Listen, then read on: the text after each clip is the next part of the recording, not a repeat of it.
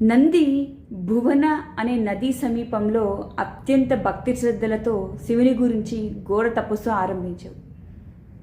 శివుడు నంది తపస్సుకు మెచ్చి ప్రత్యక్షమయ్యాడు. శివుడు నంది అని పిలవగానే కళ్ళు తెరిచి చూశాడు. అప్పటిదాకా అంత ముగ్ధ మనోహరమైన స్వరూపాన్ని చూడలేదు నంది. ఆనందంతో అతని కళ్ళు చెమ్మగిల్లాయి. శివుడు నీకేమి కావాలో కోరుకో నంది అనగానే ఆయన ఎప్పటికీ నీతోనే ఉండిపోవాలి స్వామి, అలాంటి వరాన్ని ప్రసాదించు అన్నాడు. అప్పుడు శివుడు, నా వాహనమైన ఎద్దు నాకు దూరమైంది.